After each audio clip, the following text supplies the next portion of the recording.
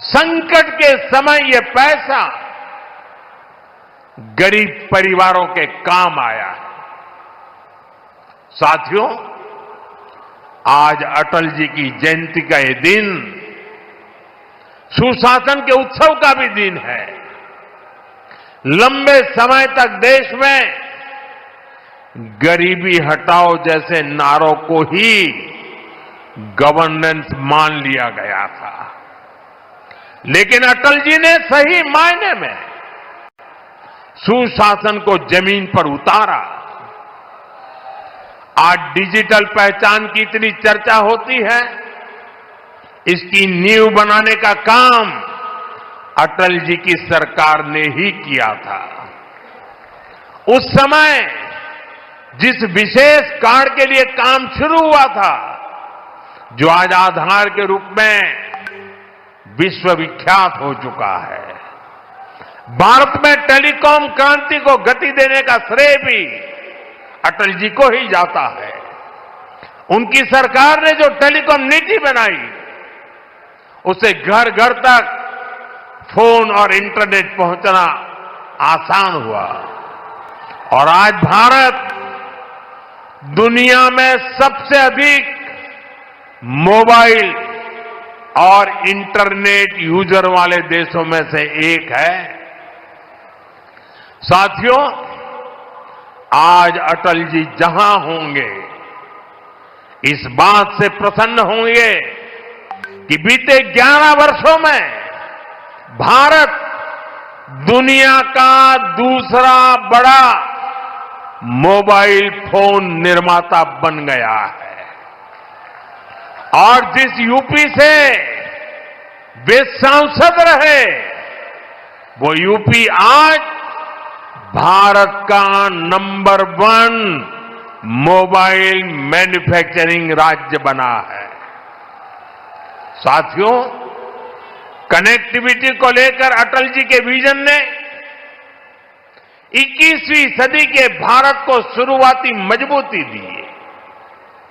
अटल जी की सरकार के समय ही गांव गांव तक सड़कें पहुंचाने का अभियान शुरू किया गया था। उसी समय स्वर्णिम चतुर्भुज यानी हाईवे के विस्तार पर काम शुरू हुआ था। साथियों, साल 2000 के बाद से प्रधानमंत्री ग्रामीण सड़क योजना के तहत अब तक करीब 8 लाख किलोमीटर सड़कें गांवों में बनी है और इनमें से करीब 4 लाख किलोमीटर ग्रामीण सड़कें पिछले 10-11 साल में बनी है। और साथियों, आज आप देखिए, आज हमारे देश में अभूतपूर्व गति से एक्सप्रेसवे बनाने का काम कितनी तेजी से चल रहा है। हमारा यूपी भी एक्सप्रेसवे स्टेट के रूप में अपनी पहचान बना रहा है। वो अटल जी ही थे जिन्होंने दिल्ली में मेट्रो की शुरुआत की थी। आज देश के 20 से ज्यादा शहरों में मेट्रो नेटवर्क लाखों लोगों का जीवन आसान बना रहा है। भाजपा एनडीए सरकार ने सुशासन की जो विरासत बनाई है, उसे आज भाजपा की केंद्र और राज्य की सरकारें नए आयाम, नया विस्तार दे रही है। साथियों, डॉक्टर मुखर्जी, पंडित दीनदयाल जी, अटल जी, इन 3 महापुरुषों की प्रेरणा, उनके विजनरी कार्य, ये विशाल प्रतिभाएं विकसित भारत का बहुत बड़ा आधार है। आज इनकी प्रतिभाएं हमें नई ऊर्जा से भर रही है, लेकिन हमें ये नहीं भूलना है कि आजादी के बाद भारत में हुए हर अच्छे काम को कैसे एक ही परिवार से जोड़ने की प्रवृत्ति पनपी, किताबें हो, सरकारी योजनाएं हो, सरकारी संस्थान हो, गली, सड़क, चौराहे हो, एक ही परिवार का गौरवगान, एक ही परिवार के नाम, उनकी ही मूर्तियां, यही सब चला। भाजपा ने देश को एक परिवार की बंधक बनी इस पुरानी प्रवृत्ति से भी बाहर निकाला है। हमारी सरकार मां भारती की सेवा करने वाली हर अमर संतान, हर किसी के योगदान को सम्मान दे रही है। मैं कुछ उदाहरण आपको देता हूं। आज नेताजी सुभाष चंद्र बोस की प्रतिमा दिल्ली के कर्तव्य पथ पर है। अंडमान में जिस द्वीप पर नेताजी ने तिरंगा फहराया, आज उसका नाम नेताजी के नाम पर है। साथियों, कोई नहीं भूल सकता कि कैसे बाबा साहब आंबेडकर की विरासत को मिटाने का प्रयास हुआ। दिल्ली में कांग्रेस के शाही परिवार ने यह पाप किया और यहां यूपी में सपा वालों ने भी यही दुस्साहस किया। लेकिन भाजपा ने बाबा साहब की विरासत को मिटने नहीं दिया। आज दिल्ली से लेकर लंदन तक बाबा साहब आंबेडकर के पंचतीर्थ उनकी विरासत का जयघोष कर रहे हैं। साथियों, सरदार वल्लभ भाई पटेल ने सैकड़ों रियासतों में बटे हमारे देश को एक किया था। लेकिन आजादी के बाद उनके काम और उनके कद दोनों को छोटा करने का प्रयास किया गया। ये भाजपा है जिसने सरदार साहब को वो मान सम्मान दिया जिसके वो हकदार थे।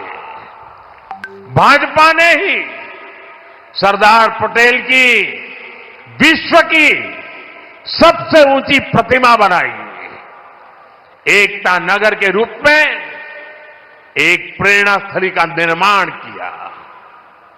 अब हर साल वहां 31 अक्टूबर को देश राष्ट्रीय एकता दिवस का मुख्य आयोजन करता है। साथियों, हमारे यहां दशकों तक आदिवासियों के योगदान को भी उचित स्थान नहीं दिया गया।